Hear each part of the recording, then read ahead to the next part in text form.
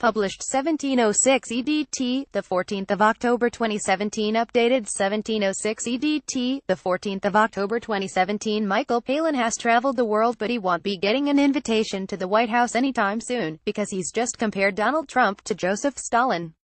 Since Trump's election, I can see there are similarities with Stalin's style, trying to be the strong man who can say anything, says Palin, the legendary British funnyman and actor who now stars in The Death of Stalin, a new black comedy about the Kremlin inner circles jostle for power after the brutal dictator's death in 1953, but Trump didn't quite know what he was doing after he was elected. He was suddenly in power and having to get these people around him who are rather like himself. Shouty people. Stalin was much more skillful at choosing who was going to be with him. Michael Palin, a founder member of Monty Python's Flying Circus, is uncomfortable with the word legend, so hang on. Palin is really saying that the current American president can't be compared to the monstrous, murderous Stalin because he's too stupid. I don't think he can. He's a salesman, really, Trump.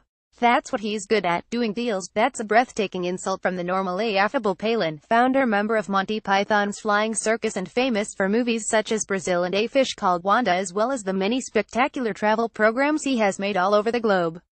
Today he'll talk movingly about the plight of his fellow Python Terry Jones, who has a form of dementia that is robbing him of speech.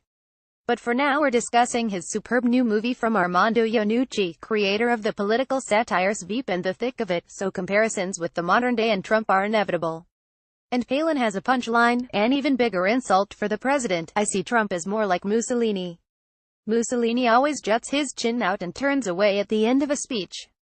It's frightening actually how similar it is. Michael Palin as Molotov in The Death of Stalin. Palin is brilliant as Molotov, a loyalist who can't bring himself to speak up against Stalin even after death. The Death of Stalin is a new black comedy about the Kremlin inner circles jostle for power after the brutal dictator's death in 1953. Simon Russell Beale Center and Palin on right in The Death of Stalin. Palin says Trump's personal style is similarly over the top to the Italian dictators. Yes, slightly puppeteer. It doesn't quite feel real. It's like Trump has read 5 rules of being in power.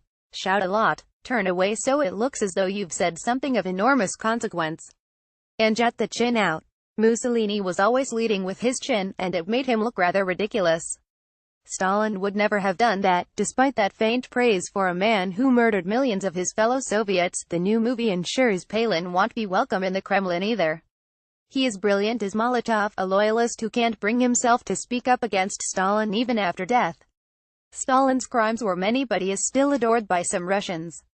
Well, yes, the film has upset a few people already. There was a report of concerns at a high level in the Kremlin that this is being deliberately released to provoke a reaction, to destabilize the current Russian government. It will make some enemies somewhere, but fair enough. Michael Palin and Terry Jones in 2005 right, and in 1984 left as we sip tea together in the quiet study of Palin's North London home, with the trees rustling outside the window and the sound of school children playing in the distance. I asked this mild-mannered chap if he would like to confirm that he is not part of a Western conspiracy to overthrow Vladimir Putin. Yes, Palin doesn't look like a troublemaker in his cream slacks and French blue shirt, with his swept-back hair silver at the temples. He doesn't look 74 either, by the way. But he is very proud of this controversial movie. It's quite unlike any other film I've ever been involved in or ever even seen. To get that mixture of a fairly solid historical basis and the savagery of what went on, and at the same time make it very funny, is a great feat. I think it's marvelous. He was, of course, in Life of Brian, the movie that provoked protests by people who thought, wrongly, that it was blasphemous about Christ, so Palin knows what he's talking about when it comes to upsetting the faithful with satirical versions of real events. My only worry is, how will people take it? Will they worry is not serious enough, or not funny enough? The cast is incredible, with Steve Buscemi, a favorite of Quentin Tarantino and the Coen brothers, and Jeffrey Tambor of Taxi, The Larry Sanders Show and Arrested Development, alongside Paul Whitehouse of The Fast Show and Simon Russell Beale, one of our finest stage actors, now given the movie role his talent deserves as the ice-cold head of the security services in the Soviet Union.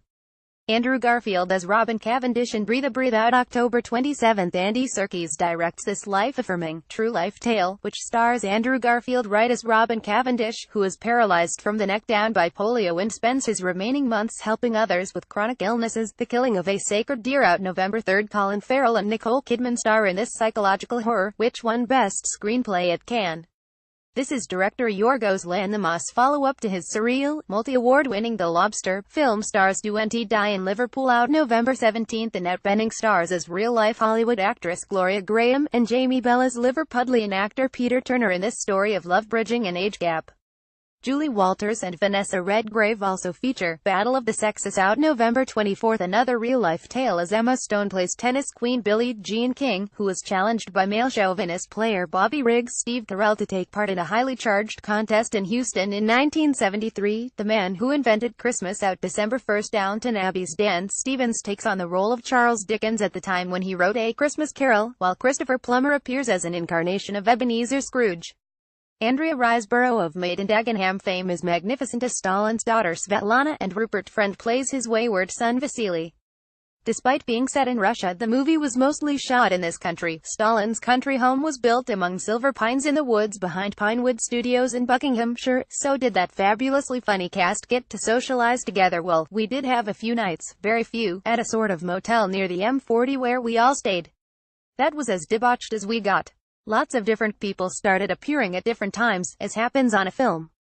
You've been in the bar for an hour and you're about to go home, and suddenly Steve Buscemi appears and you've got to have another drink. Palin unexpectedly turns into a bit of a fanboy when he talks about co-star Paul Whitehouse.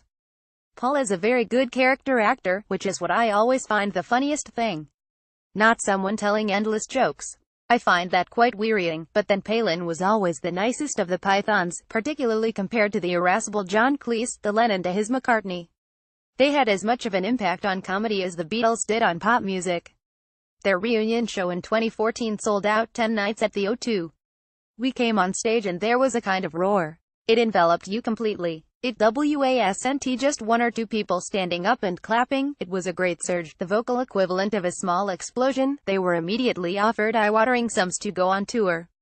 There were so many offers from all over the world that we could have gone on and done Australia, America, Sweden, Finland, Germany. Sold out everywhere. There have been rumors about which of the Pythons said no, but Palin reveals today that it was him. Was that easy to do? Easy for me, yeah? The money thing wasn't so important to me because I didn't have quite so many outgoings as John did, because of his divorce and that. Poor old Terry Jones had bought a house and had divorced and had quite a lot of expenses. For me it was just the sheer enjoyment of it that would have been the main thing. And I felt we couldn't surpass what we'd done at the O2. London was the place where Python was created. It was a British show about British things and it seemed the right place to be at the end. From left, Eric Idle, Michael Palin, John Cleese, Graham Chapman and Terry Jones on the set of The Meaning of Life, 1983. Poor old Terry Jones, as he calls him, has since been revealed to be suffering from a form of dementia that has robbed him of the power of speech. There will definitely be no more reunions now. Palin's eyes fill with tears as we talk about him. Terry's got a progressive form of dementia, so he's never going to get better. It's not going to suddenly be reversed, so really it's a question of just how much contact one can make with him, and that is tricky because the symptoms of his particular form of dementia are to close down your speech for a start. For someone like Terry, debating, talking, joking, arguing, it was all absolutely part of his life. That's a very difficult thing. And it's also extremely difficult, if you're with him, to know whether he's taking in what you say or not.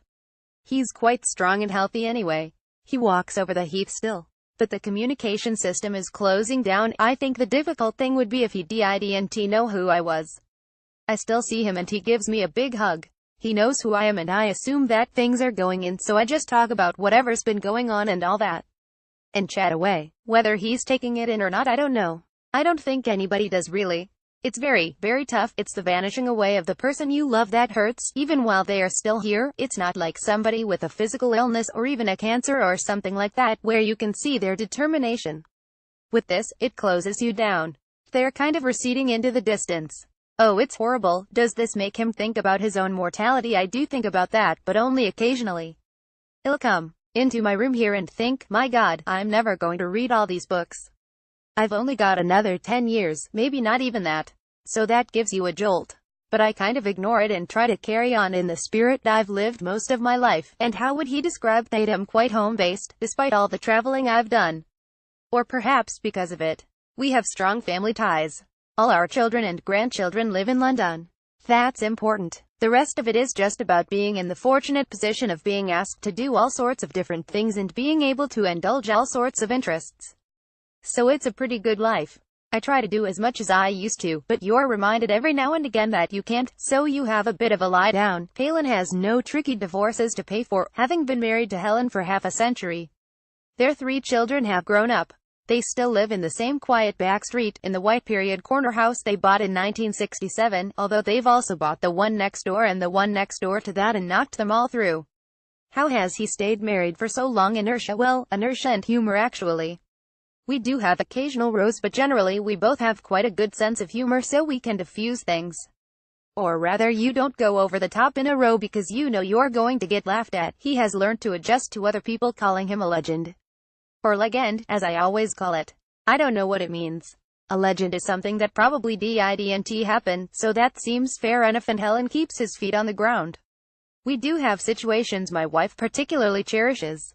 We'll be in a cab and the driver will say, "I know you from somewhere, don't I?" And there's no point beating around the bush, so he'll say, "Yeah, I'm Michael Palin." And I'll say, "Who?" He laughs, genuinely pleased. And when I ask if he would be brave enough to go to Moscow to promote the new movie, he says, "Will they recognize me? I hope not." It's a measure of the man that Michael Palin, the legendary python about to star in a film about the death of Joseph Stalin, genuinely seems to think they want. The Death of Stalin is in cinemas October 20th.